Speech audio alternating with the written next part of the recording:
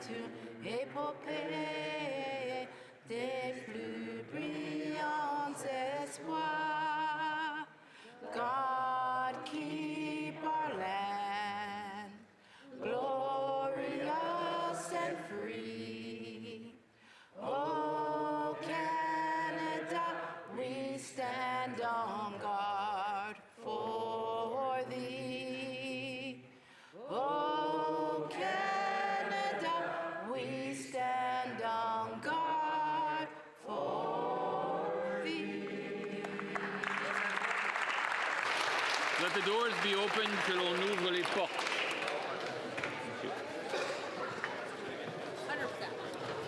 Statements by members. Déclaration de députés. The Honourable Member for Courtenay Alberni. Mr. Speaker, coastal communities are running out of time. Key federal fisheries programs to protect Pacific salmon and repair critical habitat are set to expire in March, and the federal government still hasn't confirmed their renewal. Communities cannot wait until the next budget for answers. Across the coast of British Columbia, remarkable work is happening. First Nations are leading salmon recovery and guardian programs. Local hatcheries and volunteer enhancement groups are restoring streams and rebuilding stocks. Salmon in the Classroom is educating thousands of students, and organizations like Redfish and the Coastal Restoration Society are removing debris, protecting estuaries, and repairing damaged watersheds. These leaders are showing what real stewardship looks like. But they can't plan or expand their work without federal commitments. We can't take our foot off the gas, Mr. Speaker. The government must renew these programs now. Excuse me. The Honourable Member for Scarborough Centre, Don Valley East. Thank you, Mr. Speaker. Mr. Speaker, on November 29, the United Nations International Day of Solidarity with the Palestinian people, we reflect on the urgent need for justice, dignity, and lasting peace. The people of Gaza are enduring what many international legal experts have identified as a genocide, with unimaginable loss of life and suffering. In the West Bank, escalating settler violence continues to displace families and deepen fear and instability. Canada and the international community must demand that the ceasefire be fully respected and that humanitarian aid reach those in need without any delay. Every person, Palestinian or Israeli, deserves to live in peace, security, and freedom. Solidarity means action, upholding international law, protecting civilians, and supporting a just political solution. We must not look away. Today and every day, we stand for human rights and a future where all can live in safety and hope. Thank you. The Honourable Member for Newmarket Aurora. This week, a small family-owned business in Newmarket Aurora reached out to me. They've been serving our community a Bayview and Mullock for over 50 years with no major theft or crime. But in the past 2 years, they've been hit so often they've actually lost count. They spoke to other businesses in the area and they heard the same stories. The incidents are so frequent that their insurance won't even process their claims without threatening to drop them for being too high risk. They've added cameras, they've added floodlights, they've even considered barbed wire fencing just to protect what they own. Every week I hear from residents in Newmarket Aurora who tell me they no longer feel safe. And this is the reality under the Liberal soft on crime approach, where criminals are released on bail the very same day with no real consequences for their crimes. To the people of Newmarket Aurora, I see you, I hear you. Thank you for speaking up. Conservatives are committed to fighting for the legislation and the change that our communities need. The Honourable Member for Mississauga Malton. Speaker, when Hindu Brahmins from the Kashmir Valley faced persecution from Mughal Emperor Aurangzeb, they sought refuge from the 9th Sikh Guru, Tegh Bahadur, meaning brave with the sword. Aurangzeb had offered them a cruel choice: abandon your faith or offer a great sacrifice. On hearing this, a young Gobind Rai, who would go on to be the 10th Sikh Guru and son of Tegh Bahadur, looked to his father and said, "Father, what sacrifice could be greater than your own?" With those words echoing in his heart and mind, Guru Tegh Bahadur set out for Delhi, the faithful standing firm at his side. They accepted torture, they accepted death, but they did not bend, they did not yield. They stood unbroken in their own faith, and in doing so, protected the faith of another. It's in that memory that I rise today, Mr. Speaker. The honourable member for Cambridge. Mr. Speaker, the alarming rise in scams targeting seniors is a growing concern in our communities, with a 300% increase in money lost to scams since 2020.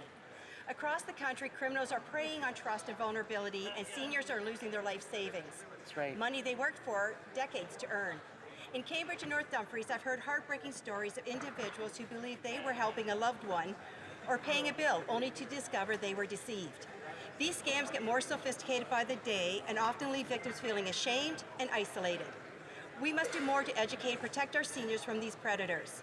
That's why this Saturday morning I'll be hosting Inside the Scam Playbook, a community town hall focused on raising awareness and sharing practical steps to safeguard yourself and those who care about. Knowledge is the best defense. Understanding how these scams work before they happen can prevent devastating loss. Together, we can stop these criminals and ensure that no one in our community faces this alone. Way to go, Tanya. Way to... L'honorable député d'Alfred Pellan. The Honourable Member for Alfred Pellan. Mr. Speaker, November 22nd was National Housing Day. We recall the essential importance of housing, so everyone in Canada may have an affordable home. With Build Canada Homes, we will double housing construction, speed up housing starts, and restore accessibility for families. In my riding of Alfred Pellan, these investments are already paying off. 145 housing starts have been planned thanks to housing investments. They will house over 11,000 people. And let us recall, while we are achieving things, the official opposition leader only built 500 homes when he was housing minister. Our plan is a real plan, and it is already underway. With the budget 2025, we're building a stronger Canada. Honourable member for Middlesex, London. Christmas is the season of hope, a light that breaks through even the darkest of days. During this time, we remember the true meaning of this holy day, the birth of Jesus Christ, the light of the world. As Scripture reminds us in John 1:5, the light shines in the darkness, and the darkness has not overcome it. That promise is as real in Middlesex, London, as it was in Bethlehem. This is the season to carry the light into our communities through kindness, generosity, and cheerful giving. Thank you to everyone who brings warmth to our towns and villages, the parade organizers, the church choirs, first responders, volunteers, and neighbors who show up quietly and faithfully. You make this season glow. Let us keep the support going strong. Shop local to lift up our small businesses, and if able, pick up an extra item for our community food bank so that no one's left out in the cold. Every act of compassion, large or small, is an example of Christ. From my family to yours, Merry Christmas. May the peace of Jesus Christ guard your hearts and homes, and may God bless you in the year ahead. Well said. The honourable member for Kitchener-Conestoga. Thank you, Speaker. I rise today to celebrate an incredible achievement by the Woolwich Thrashers sledge hockey team. At the recent Cruisers Cup tournament, our junior Thrashers struck gold, going undefeated and capping it off with a 4-0 shutout in the finals. Their determination, teamwork, and heart were on full display, with Wilder Sutton Rustin scoring all 4 goals and goalie Hadley Deckert earning a flawless shutout. Not to be outdone, the Thrashers' men and women's mixed open team battled through tough competition to claim bronze in their division.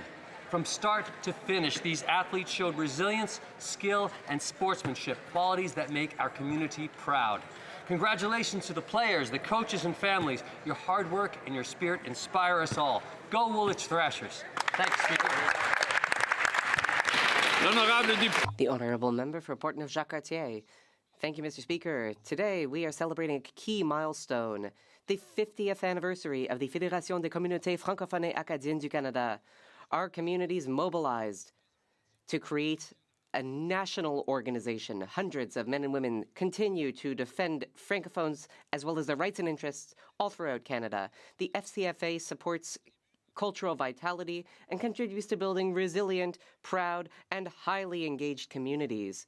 This half-century reminds us of all that they have accomplished, but also all that remains to be built. Together, let us continue to protect, advance, and showcase the Canadian francophonie for future generations. Congratulations for 50 years of engagement and advancements for the francophonie. The FCA is important and vital if we are to maintain our country's distinct French-English bilingual character. Thank you to everyone who bring our French language to life each and every day. Let us keep up the good work.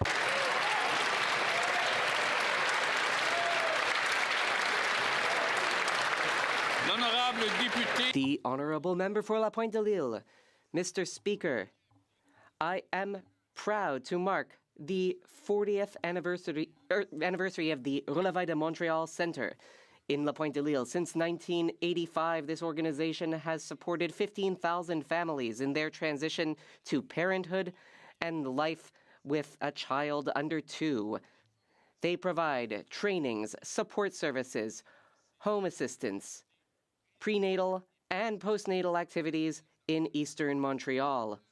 They share their expertise with parents and professionals throughout Greater Montreal and even internationally. I would like to congratulate Director José Laprate, President Martine Allary, and the entire Relevé team. Every day, their respectful engagement with parents provides support to children, allowing them to thrive and to grow into accomplished citizens ready to enrich the Quebec society of tomorrow. Happy 40th and vive les Relevés! The Honourable Member for Milton East, Carlton Hills South. Hear ye, Mayor Gordon Krantz of the town of Milton is celebrating his 60th year of elected office. First elected as municipal councillor in 1965, and then as mayor when I was just 2 years old. Mayor Krantz is Canada's longest-serving mayor, having served under 10 prime ministers. Mayor Krantz has guided Milton through 4 decades of managing growth and modernization. His leadership, vision, and commitment has positioned Milton as one of the most educated, diverse, and dynamic communities in the country. And I, Mr. Speaker, have the distinct honor of having served as one of Mayor Krantz's municipal councillors, my first elected office back in 2018. Whether it's playing cards on Sunday afternoons at local Legion Branch 136 or capturing the moment, cutting the ribbon at a new business, Mayor Gord is quintessentially Milton. Congratulations to Mayor Krantz and his family on this incredible milestone, a testament to the power of public service that stands the test of time. The Honourable Member for Essex. Mr. Speaker, food costs are rising 40% faster in Canada than the United States, and families in Essex are feeling the pressure. My riding is one of Ontario's most productive agriculture regions, but after 10 years of a Liberal government, the Canadians who produce our food are struggling to pay for it. Farmers have been clear. Scrap the industrial carbon tax. Instead of the Liberals continue to drive up the price of fertilizer and farm equipment, making it harder for farmers to grow, ship, and sell food. When 80.6% of Canadians say that food is their top expense pressure, this government should listen and take action by cutting hidden taxes to bring down costs and make life more affordable for families. Unlike the Prime Minister who says, "Who cares?" to Canadians, along with my Conservative colleagues, I care about the families of Essex. The Honourable Member for Yukon. Mr. Speaker, this fall season brings fresh momentum, new opportunities, and renewed energy to the Yukon. Just last week at Yukon's annual Geoscience meeting, the mood in the room could not have been more positive. You ask why, Mr. Speaker? Because Budget 2025 is replete with investments in the North, like the $1 billion Arctic Infrastructure Fund, the $2 billion Critical Mineral Sovereign Fund, the expanded Critical Mineral Exploration Tax Credit. Add to that our government's ambitious Build Canada homes to ensure Northerners have access to homes they can afford, and so much more. With the recent referral of the Yukon BC Grid Connect to the Major Projects Office, we're also setting the stage for the longer term. We know how important clean power is to realize the full potential of Canada's Northwest, including the Yukon. Before closing, Mr. Speaker, may I send congratulations to newly elected Premier Curry Dixon and his cabinet staff, just sworn in on Saturday. I know we'll all be working together on priorities and opportunities for the Yukon. Let's keep Yukon strong, Canada strong. The Honourable Member for Saskatoon University. The Canadian taxpayer is spending hundreds of millions of dollars on the European Space Agency. Canadians could be expected to wonder why so much of their money is being spent on the European Space Agency and their private corporation, Harwell Science. But don't worry, we know the answer.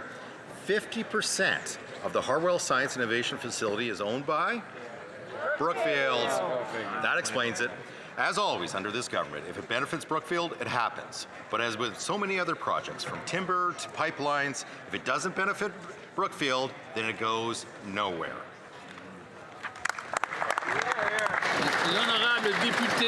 The Honourable Member for Vaudreuil. 158 years, Canadians have elected members of Parliament. They've traveled to Ottawa to take their seats in these chairs and make decisions that have helped build the greatest country in the world. Today was an honor to turn that work over, if only temporarily, to bright and inspiring grade 6 students from Forest Hill Elementary in St. Lazare. Under the guidance of Principal Laurent, dedicated teachers, and of volunteer parents, 106 students took their seats to become MPs for the day. They shared what Canada meant to them, what issues were most important, and we're proud to share ideas on how to build an even better Canada in the years ahead. The discussion was insightful and served as a reminder of our true purpose in this place, to leave a better Canada for our children than the one we ourselves inherited. Mr. Speaker, I want to sincerely thank the Forest Hill teachers and students who joined me today. This is your house, and your ideas, your energy, and your thoughtfulness are always welcome here. Thank you, Mr. Speaker. The Honourable Member for Haldimand Norfolk. This morning, at a multi-party parliamentary prayer breakfast, I shared from Mark 4:35, the moment when the disciples, caught in a violent storm, cried out to Jesus, "Don't you care?" These were experienced fishermen, but even they were overwhelmed by the winds and the waves. Today, many Canadians feel the same. They see economic uncertainty, rising unemployment, social tensions, immigration pressures, and new tariffs creating instability in their lives.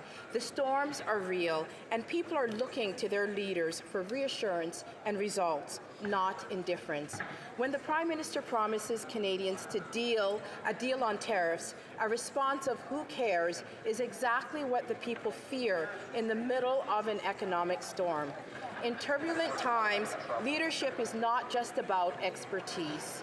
Leadership begins with compassion, the willingness to see the storm that others are facing, and the courage to stand with them in it.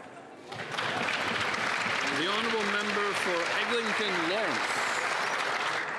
Thank you, Mr. Speaker. In a world full of noise, sometimes the most powerful thing we can do is simply talk to one another. I recently met with Pete Bumbachi, a constituent of mine in Eglinton Lawrence and an advocate for GenWell, Canada's Human Connection movement. GenWell champions social health, the idea that our relationships, connections, and interconnections with one another are essential not only to our mental and physical well-being, but also to the health of our society. This week is Talk to a Stranger Week, and I want to encourage Canadians to take a moment to look up from their phones and start a conversation with someone new. You never know the difference a simple hello can make. Thank you, Mr. Speaker.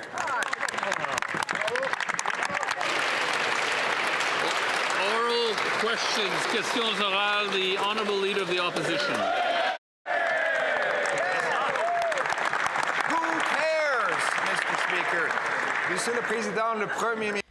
Mr. Speaker, the Prime Minister promised that he would negotiate in our favor before July 21st, but there haven't been any wins. The Americans have doubled tariffs, even though the Prime Minister has made concessions, getting rid of the digital services tax, the counter tariffs.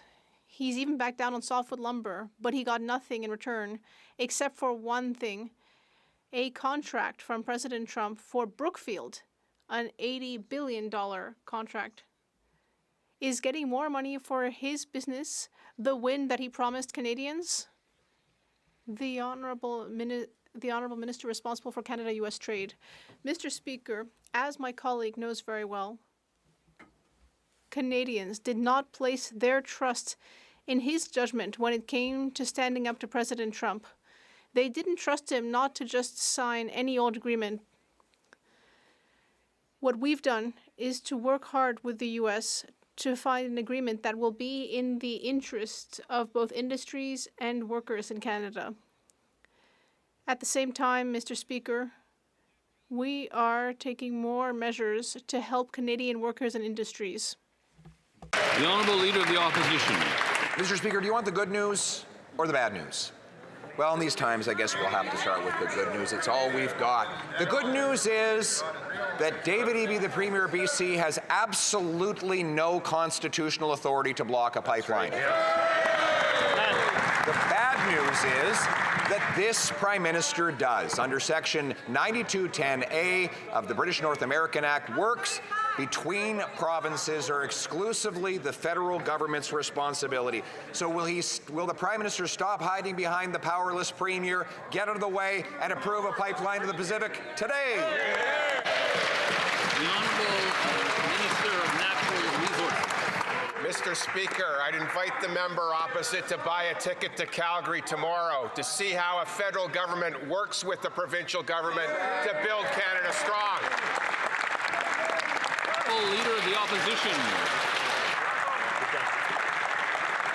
Tomorrow, the Prime Minister will wave around in the air a worthless piece of paper that he says that the Premier of BC can veto any time he wants. Here's the political problem he has. Canadians want a pipeline. They know it's the best way to get our resources to market going around the United States of America, but his Keep It in the Ground caucus is standing in the way. Why doesn't he stand up to them and stand up for Canada? The Honourable Minister of Natural Resources.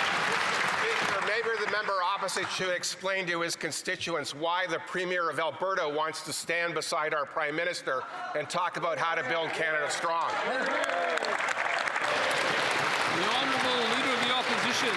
Speaker, yesterday the Prime Minister claimed that he did not have the power to approve a pipeline. Well, too bad for him. The Constitution is public. 9210A says that it is exclusively a federal responsibility. He happens to be the Prime Minister, and he asked us to pass emergency legal powers in C5 to give him the personal authority to overturn any regulation in order to get the project done. In other words, this government has the exclusive power. He has the exclusive legal authority. Will he match that authority with responsibility and approve a pipeline to the Pacific today? The Honourable Government House Leader. Mr. Speaker, what this Prime Minister is doing is leading. He's leading on building national projects. He's leading on building port capacity. He's leading on making Canadian steel, lumber, aluminum, and various commodities more available for homes, for big projects, to put people, unionized people, men and women from every part of this country to work building our great country. That's what this Prime Minister is doing. He's leading. What is the Leader of the Opposition doing, Mr. Speaker? The Honourable Leader of the Opposition. What am I doing? I'm standing in the House of Commons. Right. Where is he? Where's Waldo, Mr. Speaker? He's hiding. We know he's in the House of... We know that he's in Ottawa today. We know that he's in the... I think we're so close to the line there that we're actually stepping over it. So if the Honourable Opposition Leader would continue, but maybe in a different vein. Mr. Speaker, I think we're finding out that if you're not there, you don't care. Yesterday, the Prime Minister said, who cares that Canadian workers are losing their jobs because he broke his promise to get a deal? We care. Why doesn't he show up and prove he does too? The Honourable Government House Leader. I'd invite the member opposite to buy a ticket and come to Calgary tomorrow and see who cares. The Honourable Leader of the Opposition. Well, we've gone from elbows up to who cares under this Prime Minister. Remember, he said he would negotiate a win and he would get a deal by July 21st. Well, still no win, still no deal. He's made concession after concession. He backed down on counter tariffs, on the digital services tax, on the legal action against softwood lumber, and he got nothing in return. Well, one thing. Brookfield His company got $80 billion in contracts hand-signed by the president just 20 days after the two met. Is that what he meant when he said he would negotiate a win with Trump? The Honourable Minister responsible for Canada-US trade. Mr. Speaker, I know it's an inconvenient truth for the Leader of the Opposition that Canada right now, today, has the best deal of any trading partner of the United States. But you know what, Mr. Speaker? It's not good enough for Canadian workers, and it's not good enough for Canadian businesses. So unlike the Leader of the Opposition, who would have signed any bad deal put in front of him, the Prime Minister didn't do that. We said we would do the work to support Canadian workers and Canadian industries. We would buy Canadian, be our own best customer, and then negotiate a good deal with the United States. The Honourable Member for Belleuil-Chambly. Mr. Speaker, in 1995, a Liberal Prime Minister tried to do a fast one in Quebec, essentially cheating, lying, hiding things. And in 2025, will another Liberal Prime Minister once again do the same thing to the provinces in Quebec? Based on a mandate, based on an election where he talked about trade, where actually he's instead looking to benefit American shareholders and himself. Excuse me. The Honourable Minister of Immigration, Refugees and Citizenship. I'd like to thank my colleague for the question. I can say for all Canadians, and especially for Quebecers, that I'm not focusing on things that have happened in the past. Instead, I am concentrating on what we can do to make our immigration system strong and to attract the best talents in the world for both Quebec and Canada. Under the Canada-Quebec agreement, Quebec is the one that selects its own permanent immigrants. The Honourable Member for Belleuil-Chambly. Well, I'll have to make my question clearer, or make it clear who I'm asking the question. I will have to ask the Minister of Canadian Heritage, the former leader of Équiterre, is he comfortable with the fact that the Prime Minister is trying to get around Canada's legislation in order to push an oil agenda to the detriment of the climate? The Honourable Minister of Canadian Identity and Culture. Mr. Speaker, my colleague's question might be more relevant if he hadn't authorized drilling on Anticosti Island, right in the middle of the St. Lawrence. If he hadn't made it so that in Quebec, 50% of the oil is Albertan, all due to the leader of the Bloc Québécois. And perhaps what he's saying would be a bit more relevant if under our budget negotiations, the Bloc Québécois had brought forward a single measure to protect the environment. They did not bring in a single proposal for the environment. That's what we got from the Bloc Québécois.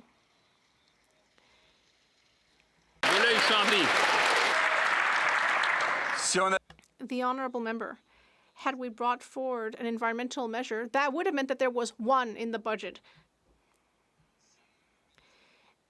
The Minister of Heritage, the former Minister of the Environment, he is a Quebecer. He was a member of the Liberal caucus under Justin Trudeau. Will he solemnly promise to Quebecers and people from BC that he promises, as an environmentalist who used to rappel up buildings in Ontario, that none of these projects will go forward in Quebec or BC without the consent of the province, of Indigenous groups and social accessibility? Will he promise that that will never happen without that consent? The Honourable Government House Leader. The answer, Mr. Speaker, is yes. Député de Charlesbourg. The Honourable Member for Charlesbourg, Haute-Saint-Charles. Well, Mr. Speaker, this morning we learned in La Presse that the Liberal member for Laval-Les-Îles is denying that he was involved in the Quebec Liberal Party's leadership race, although he did have a certificate for raising funds. Does the member know that he needs to ask a question about matters that affect the federal government? I think it's pretty clear that my question is about a member that is here across the way, and I think my question is in order. My question is very clear. Can the Prime Minister guarantee that no member of the Liberal caucus has broken federal or provincial laws? Have some respect, Gerritsen, calling the speaker by his first name. Yeah, you have none. Je vois pas que ça touche vraiment. I don't think this has to do with any matter of federal government policy. This is a matter of provincial legislation. That it was raised in the question, so I don't think that we can allow this question. De Charlebourg, Haute-Saint-Charles, une deuxième tentative.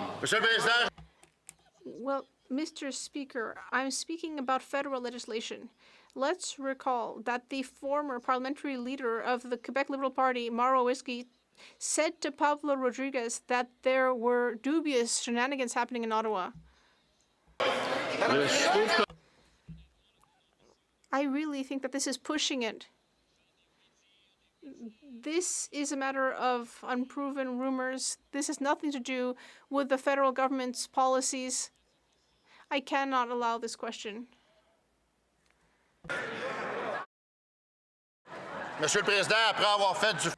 Mr. Speaker, now we see that the Liberals want to move on to a cover-up. South Innisfil. The Prime Minister says Canadians need to sacrifice more and accept a lower standard of living and quality of life, while he says, who cares about critical trade talks with the U.S., acting more like an advance team for Brookfield and standing up for Canadians. Everywhere he goes, a deal for Brookfield follows while tariffs stay in place or go up. We learned this week that the Prime Minister stands to make millions in bonuses from Brookfield's success. Why does the Prime Minister have his elbows up for him and his Brookfield buddies, but says who cares about Canadian businesses and working families affected by tariffs? Honourable Minister of Jobs and Families. Has taken office, that's exactly what he's done. In fact, we stood up for Canadian companies and workers all across this country, and just in a few minutes, the Prime Minister will do it again. He'll stand up for Canadian companies, lumber companies, steel companies, and their hardworking union members that are fighting so hard to protect the economy of their region. Mr. Speaker, why don't they get on board and fight for Canadian families instead of for themselves? The Honourable Member for Berwick South Innisfil. So he shrugs off critical trade talks with a smug who cares. Here's something he can't shrug off and everyone should care about. Despite the conflict of interest and ethics screen he has on Brookfield, we found out this week that the Prime Minister met with Brookfield executives behind closed doors in his office in October, proving that his ethics screen is more like a smoke screen. The Prime Minister and Brookfield stand to gain millions from his policies. He knows he can't have any contact with Brookfield, but he met with them anyways. Why would he meet with Brookfield knowing he's barred from having any contact with them? The Honourable Secretary of State for Labour. Speaker, the Prime Minister in a few minutes will be doing his job. He'll be standing up for steel workers. Every project, every infrastructure project in this country depends on one thing, Mr. Speaker, Canadian steel, strong Canadian steels, and the workers who produce it, Mr. Speaker. We are strengthening our steel industry, standing by our steel workers, Mr. Speaker. We are investing in our workers. The Conservatives are investing in division. The Honourable Member for Leeds, Grenville, Thousand Islands. The Prime Minister has backed down on counter tariffs. He's backed down on the legal challenge against the softwood lumber tariffs, and he's saying, who cares? Now, Canadians thought that he got nothing in his negotiations. It turns out that he just got nothing for Canadians. After his last trip to the White House, he got an $80 billion nuclear deal for his company, Brookfield, which will see the Prime Minister's own personal investments increase in value. So why is it that the Prime Minister is trading our national interests for his own personal financial interests? The Honourable Minister of Housing and Infrastructure. Thank you, Mr. Speaker. The Prime Minister is standing up today for workers across Canada, for BC Wood, building affordable housing across Canada with BC Wood. He's standing up to reduce the transportation costs across the country, to get BC Wood to build homes across Canada, and to bring steel from central Canada to the east and west more affordably. Mr. Speaker, the Prime Minister is standing up for Canadians today, and we stand with him. The honourable member for Leeds, Grenville, Thousand Islands, Eagle Lakes. The Prime Minister's not standing up, he's backing down, like he did on counter tariffs and like he did on the legal challenge for illegal softwood lumber tariffs. But it gets worse when it comes to this Prime Minister's record on Brookfield. We learned that the Liberals gave $500 million to the European Space Agency last week. Guess who owns 50% of the agency's site where the funds are going? None other than this Prime Minister's company, Brookfield, again seeing his own personal profits increase at the expense of Canadians, at the expense of Canadian investment and Canadian jobs. Why won't this Prime Minister put Canadians ahead of his own financial interests for once? The Honourable Minister of Natural Resources. Mr. Speaker, we are in a trade war. While the Conservatives focus on conspiracy theory, our Prime Minister will stand up later today and make...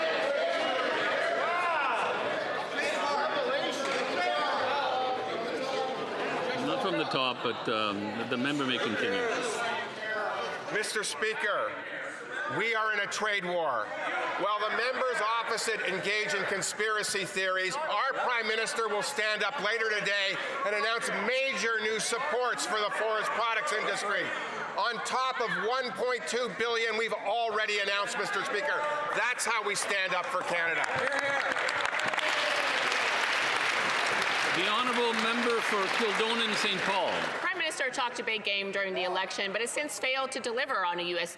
trade deal. He's backed down on every Trump demand, from the digital services tax to counter tariffs to softwood lumber. He has delivered exactly 0 results for Canadians on the U.S. trade war. But to be fair, he is seeing some results with his Brookfield shares, with the Americans coincidentally signing an $80 billion nuclear deal with his company a mere 2 weeks after his last U.S. visit. So why is it that under this Prime Minister, his financial investments are doing so well, but Canadian workers are being left behind? The Honourable Secretary of State for Financial Institutions. Mr. Speaker, while the Conservative leader is busy writing letters and debating himself, we're taking action to support Canadian steel and lumber industries and workers. We've got great news. This afternoon, we will introduce and announce new measures to further limit foreign steel imports to ensure that Canadian steel products and producers have better access to the domestic market, become our own best customer by building big with Canadian steel and Canadian lumber, increase protections for Canadian steel and lumber workers and businesses so they can adapt and thrive in this new global landscape. I urge the Conservative leader to tune in, get behind these measures. L'honorable député de Repentigny. The honourable member for Repentigny. Mr. Speaker, the Liberals want a second dirty oil pipeline. Even with Trans Mountain, they still want more. This has nothing to do with Donald Trump. They want to sell more dirty oil to Asia. And thanks to C5, this pipeline will be able to ignore environmental assessments. It will fill up oil tankers, which will break the law and sail right through a protected marine area. Is there a single Liberal out there with a single shred of conscience? And if so, will they get up and say that this makes absolutely no sense? The Honourable Minister of the Environment. Mr. Speaker, like I did yesterday, I will speak about the projects that our government is bringing forward in order to build Canada strong. As I said yesterday, if we want to talk about Quebec, we have the project in Saint-Michel-des-Seines in Quebec. This is a project that will continue to improve energy storage and electric vehicle batteries. Like all of our projects, we will respect provincial jurisdiction, and we will respect Indigenous rights. The Honourable Member for Repentigny. Mr. Speaker, it is very clear that these Liberals are ashamed. Every time the Liberals hear about their new dirty oil pipeline, they can't wait to change the subject. They know that it's a climate disaster. They know that it's a biodiversity disaster. And they know that there's also the chance of this turning into a financial debacle like Trans Mountain. And yet tomorrow they're going to watch their PM have a photo op with Danielle Smith to announce a pipeline that actually they can't defend at all. We know they're ashamed, but the real question is, do they realize that they are right to be ashamed? The Honourable Government House Leader. Mr. Speaker, quite the contrary. We are extremely proud to be contributing to building this country, to building opportunities throughout Canada, like renewable energy throughout the country, like significant projects like the mine my colleague just mentioned. It is the Bloc Québécois that wants to destroy our economy. With them, and then we also have the Conservatives who simply want to open the floodgates. As usual, between the two of them, the Liberal Party is finding the correct middle ground. The Honourable Member for Montmorency-Charlevoix. Well, Mr. Speaker, this Prime Minister has gone from elbows up to who cares after he failed to sign an agreement on tariffs with the U.S. He backed down on the digital services tax, on counter tariffs, and on the legal measures on softwood lumber.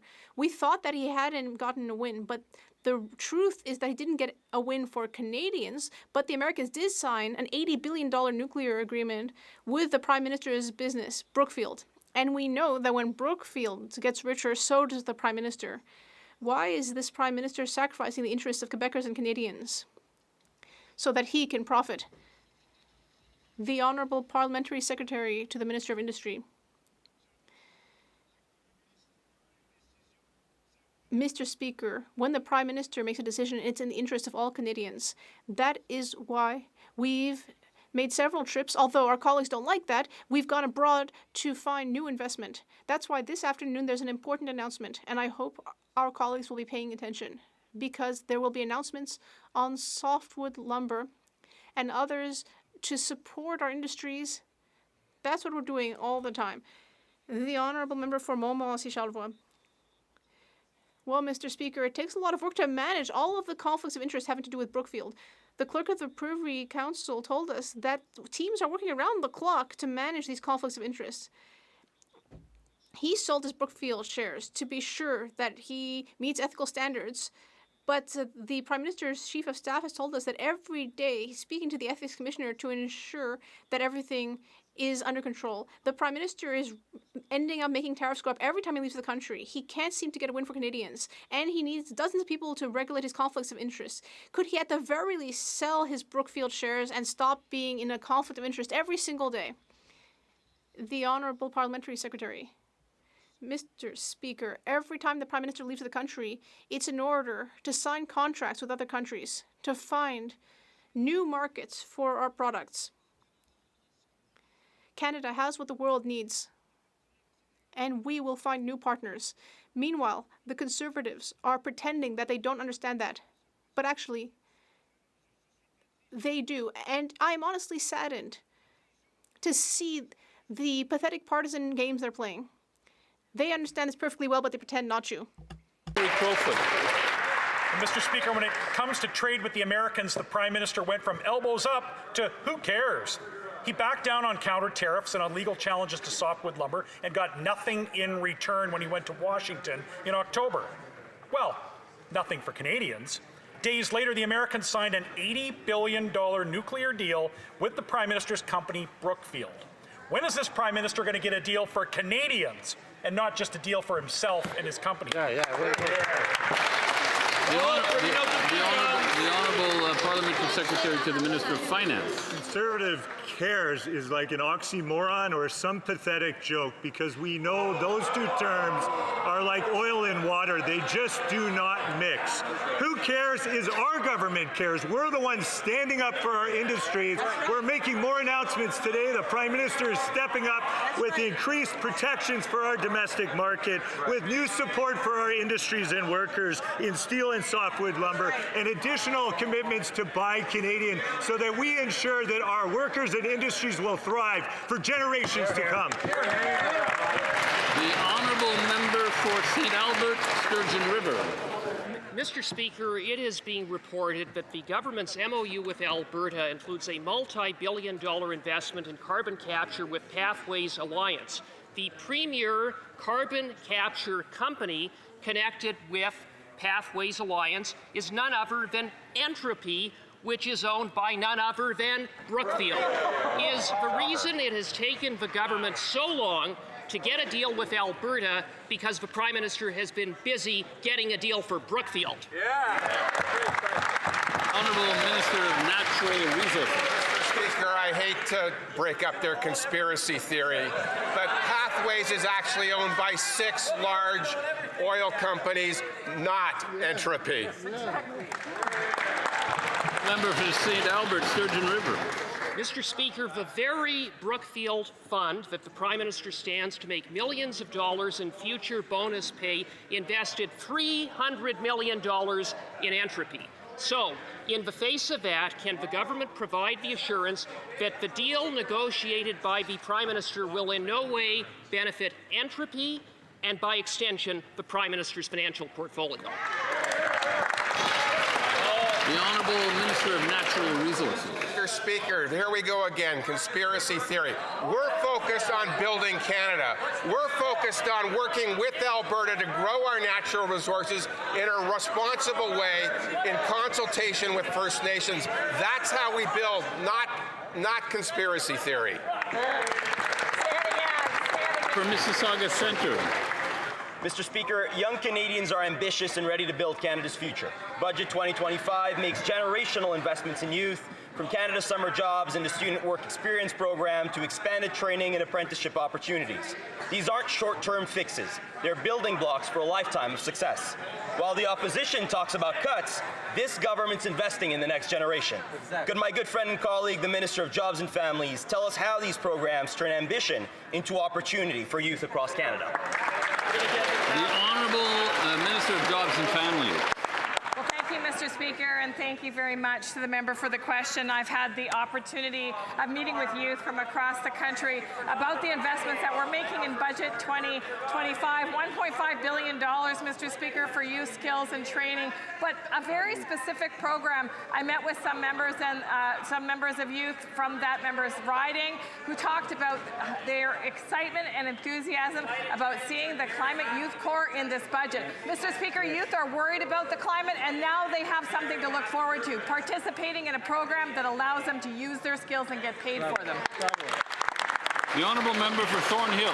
Once again, Canadians are finding out that this Prime Minister is all sizzle and no steak. It turns out that his big pipeline announcement won't actually build a pipeline. He's going to have a meeting to set up a plan and then sign a piece of paper that talks about maybe one day putting shovels in the ground.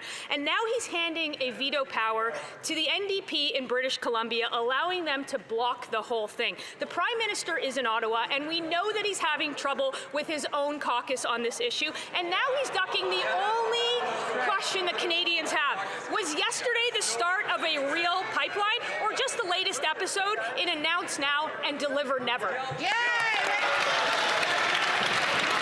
The Honourable Minister of Natural Resources. Mr. Speaker, I'd invite that member to get a ticket to Calgary tomorrow as well, and they could see why the Premier of Alberta thinks that things have never been so good in Canada. For Thornhill. Mr. Speaker, that wasn't their answer yesterday. In fact, that isn't what the government said at all when they gave BC the veto in this House. Maybe they need to brush up on the Constitution, because Section 92 explicitly gives them the power to build pipelines, whether David Eby likes it or not. He also got the legal authority from this House when they asked us to pass Bill C-5 to circumvent their own regulations. And the only thing holding them back now is the same gutless paralysis that kept our oil buried and Canadians with less money over the last 10 years. So instead of hiding behind the premiers, will he get up and announce that he's going to build a pipeline? Honourable Minister of Natural Resources. Mr. Speaker, they seem determined not to want to see any development in this country. What we understand is it's federal government jurisdiction to approve a pipeline. We also understand that if a proponent wants to take it to the Major Projects Office, we expect them to work in conjunction with the affected jurisdiction and to consult First Nations. The Premier of Alberta understands that. Unfortunately, the members of the opposition don't. Member for Calgary East. The Prime Minister is all set to stage a fake pipeline photo op. What he'll probably do is hand the veto power to kill that pipeline to the BC Premier so he doesn't have to do it himself. Section 9210 of the Constitution says the federal government has the sole power to approve interprovincial projects and get shovels in the ground. The only person blocking the pipeline today is this Prime Minister. Will he stand up today and commit to repealing the taker ban, axing the industrial carbon tax, and actually getting this oil pipeline built? The Honourable Government House Leader. Pipelines have they built? Zero. Mr. Speaker, we learned in the course of the last election campaign that the Leader of the Opposition had in fact never spoken to the Conservative Premier of Ontario, Mr. Ford. Now, I know the Leader of the Opposition to be someone who will look back, maybe look back too often, but he looks very backwards. He'll want to learn from that mistake, and I really suggest he not make that mistake again with the Premier of Alberta. Mr. Leader of the Opposition, please call Danielle Smith. The Honourable Member for Calgary East.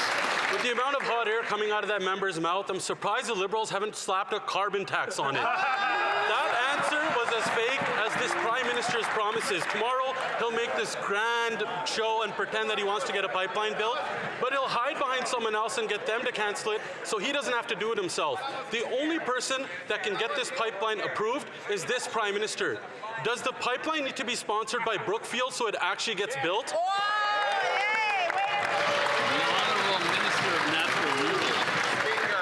Unfortunately, that plane's going to get pretty full. I invite the member across to buy a ticket and come to Calgary and see what a federal government, how they can work with the provincial government to build Canada strong. The Honourable Member for North Island, Powell River. This Prime Minister promised to build Canada strong, and yet when it comes to a pipeline to BC's coast, a pipeline that could end the U.S. monopoly on Canadian oil and bring billions of dollars into Canada, he transforms into a helpless bystander, hiding behind the NDP Premier in BC, ceding responsibility, abdicating leadership. The Constitution is clear. National pipelines are the sole jurisdiction of the federal government, and failing to act is a betrayal of our national interests. It's a betrayal of our workers, and it's selling out to the Americans. Will they build the pipeline, yes or no? Yes! The Honourable Minister of Jobs and Families. Mr. Speaker, listen, today's good news for the many companies around the country who are working so hard to stay in business in the middle of this trade war. Whether it's steel, whether it's lumber, Mr. Speaker, we have their backs. And today we're going to talk more about what else we can do, not only to make sure that we protect these companies, but to help them grow their footprint, to sell their product to Canada and around the world. These guys cannot get their head out of the sand, literally, Mr. Speaker, for the sake of the companies right now who need our support. We'll do that work. Honourable Member for North Island, Powell River. You know, Mr. Speaker, maybe if Brookfield proposed a pipeline, we could actually get one backed by this Prime Minister. Let's be clear. A majority of Canadians support this pipeline. A majority of British Columbians support this pipeline. And as long as the world needs these resources, as long as the world needs oil and gas, until that last barrel comes out of the ground, as much of those resources as possible should come from right here in Canada. Why won't this government take up its mantle of leadership, deliver on what it promised, and get this pipeline built? The Honourable Parliamentary Secretary to the Minister of Finance. Mr. Speaker, news flash, we're in a trade war. We're in a trade war, and we don't get to choose the attitude and the response of other countries. We get to choose what we do in response to protect our industries here in Canada. Tariff-impacted industries know across Canada that this government is standing up to protect their interests at every step along the way. Whether the PM is overseas securing new investments to open up other markets, or whether he's offering new liquidity support and a package to help their businesses get through challenging times, we're steadfast in supporting Canadians. The Honourable Member for Okanagan Lake West, South Kelowna. Mr. Speaker, on a pipeline to the Pacific, the Prime Minister finds himself in a dilemma of his own making. He, his ministers, his MPs say one thing in British Columbia and another in Alberta, and now he's perched squarely on the fence. Under Section 92(10) of the Constitution, the decision is his government's alone. So will he side with the national interest to build a new pipeline, or will he bow to President Trump and keep a supplicant to American interest instead of diversifying our energy exports? The Honourable Government House Leader. Mr. Speaker, maybe we should come at this another way. That member is a British Columbia member. Is he really suggesting,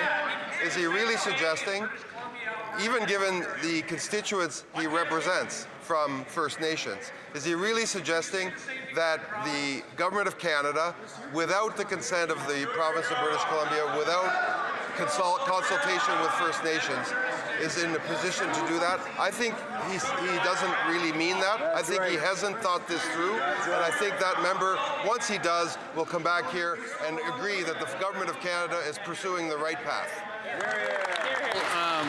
Member for Okanagan Lake West, South. The arrogance of that answer, Mr. Speaker. He hasn't spoken to my constituents like I have on this issue. And right now, the only thing that is crossing provincial borders is this Prime Minister's indecision. A pizza shop is more productive than this Prime Minister because at least they know what business they're in and they know they need to deliver in a competitive marketplace. Section 92(10) is clear. The power to act is his. So will the Prime Minister stop hiding behind premiers and process, or will he finally stand up for Canada, repeal the shipping ban, axe the industrial carbon tax, and build a new pipeline to the Pacific that is in the national interest? The Honourable Minister responsible for Canada-US trade. Speaker, we want to thank our colleague in the Conservative Party for that manufactured indignation. And Mr. Speaker, we want to remind him and his colleagues in the Conservative Party that our government made a commitment to Canadians in the last election. It was an election campaign that perhaps they'd prefer to forget. We made a commitment to build the Canadian economy the right way, to build major projects again in a way that respects environmental commitments, our obligations to Indigenous peoples, and working with provinces and territories. They don't like it, Mr. Speaker. We like it, and we're proud to continue to do it. Hear, hear. Honourable Member for Calgary Signal Hill. Mr. Speaker, the Prime Minister has stated that he wants to make Canada an energy superpower. Well, good news. This Prime Minister has the power to approve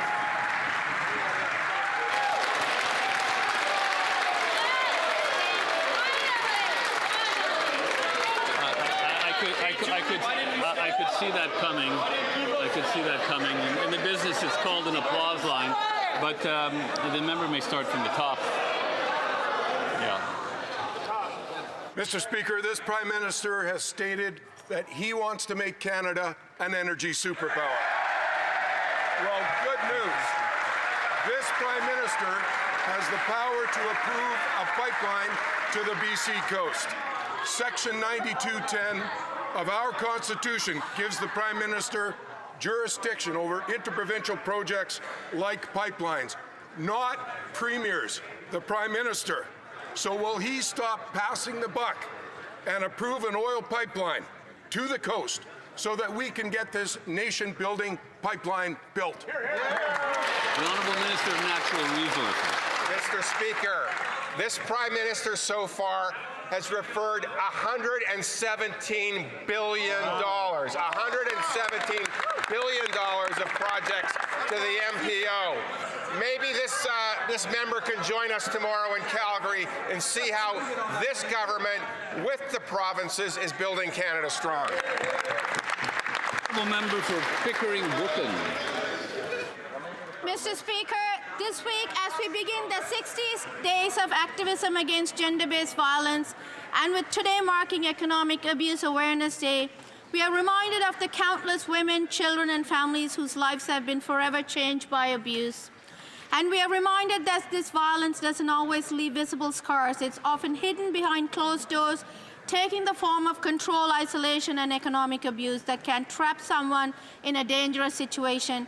Could the Minister of Women and Gender Equality speak to how our government is working to recognize and combat economic abuse and support those who are living through this painful and often invisible form of violence? The Honourable Minister for Women and Gender Equality. I thank my honourable colleague for that question. As we mark the 16 days of activism against gender-based violence, we recognize the women who built this movement and the work that lies ahead. Our Economic Abuse Awareness Day, we recognize that gender-based violence can be physical, emotional, and psychological. That's why in our budget, we committed to working with financial institutions on a code of conduct to prevent economic abuse, helping them identify it and intervene safely. We will keep working together to end gender-based violence so women can live safely and free from fear. It's unfortunate the members opposite voted against this very measure. The Honourable Member for Oshawa. Mr. Speaker, when the Prime Minister was asked this weekend whether he had spoken to Trump about trade, he said, "Who cares?" Apparently, there is not a burning issue. Well, Mr. Speaker, Conservatives care, and so do the thousands of Oshawa auto workers at the GM assembly plant who are losing their jobs because of the trade war. How can the Prime Minister look Oshawa auto workers in the eye and tell them he doesn't care and that their jobs don't matter? The Honourable Secretary of State for Financial Institutions. Mr. Speaker, great news for the Conservatives. We care. This afternoon, we're going to announce new measures. Further limit foreign steel imports to ensure that Canadian steel products have better access to the domestic market. Become our own best customer by building big with Canadian steel and Canadian lumber. Increase protections for Canadian steel and lumber workers and businesses so they can adapt and thrive in this new global landscape. Mr. Speaker, that leader only cares about himself, squashing a caucus revolt, and thank you.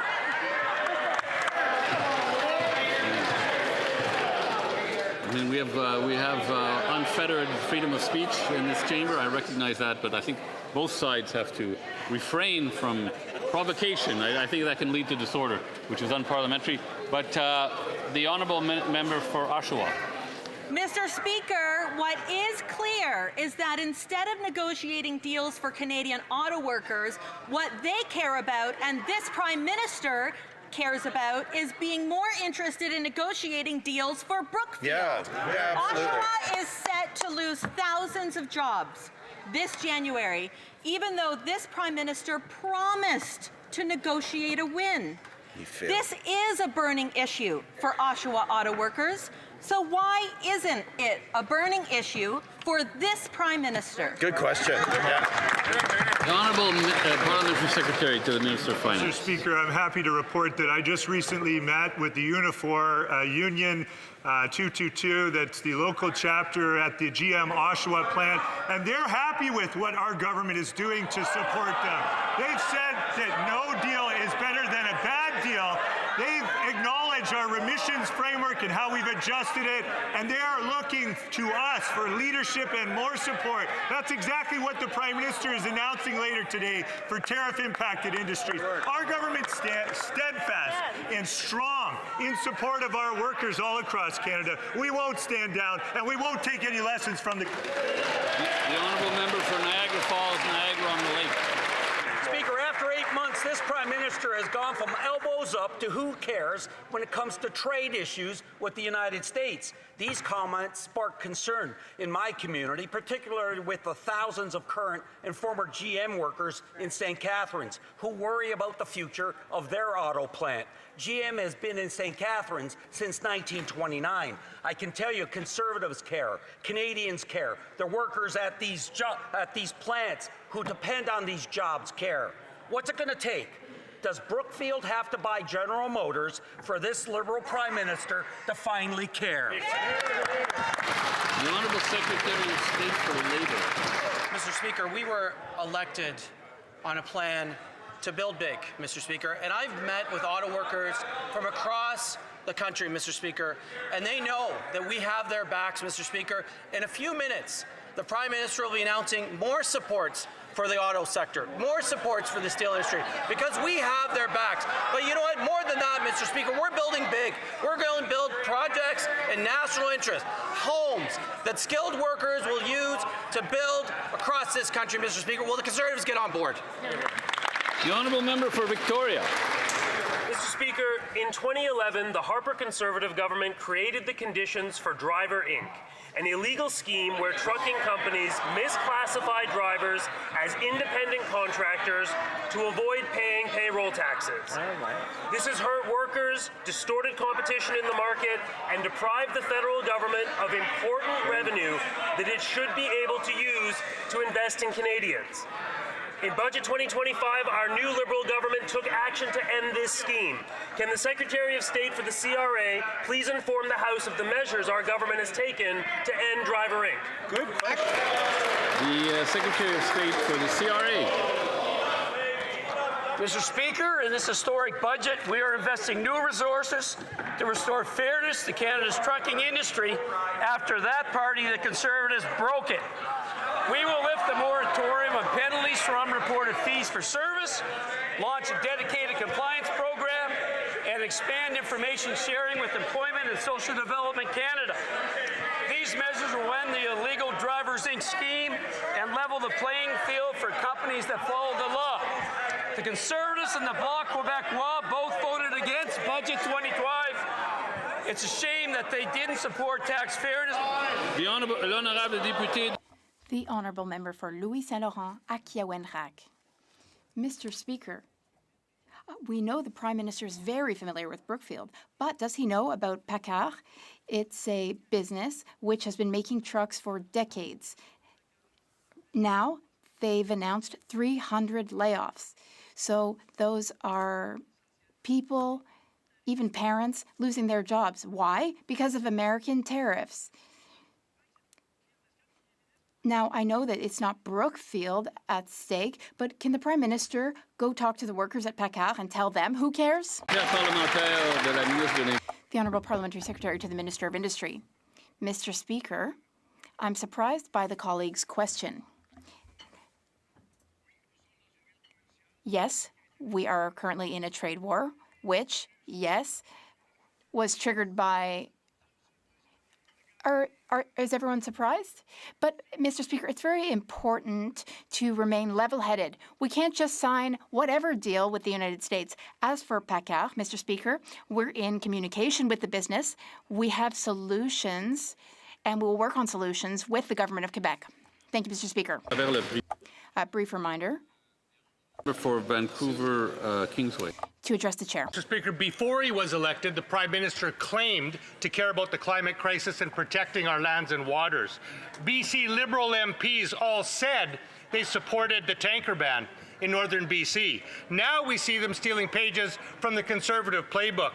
Without consulting the Premier of British Columbia or First Nations, Liberals are reversing 50 years of protection for sensitive coastal waters, overriding the law and risking billions of dollars of economic activity.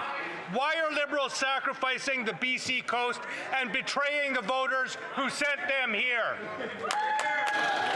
The Honourable Minister of the Environment and Climate Change. Mr. Speaker, our Prime Minister was very clear yesterday, and I think it's important to highlight that we will make sure, with any of the major projects that move forward, that we work with affected jurisdictions. That means all of the provinces, and we will work with Indigenous rights holders, respecting their positions and their rights. We will make sure that we continue to build Canada as a strong country, strong future for our country, and we will make sure that we do it well. Hear, hear. This concludes question period for today. Yes, it is. The Honourable Member for Charlebourg-Gosselin-Charles.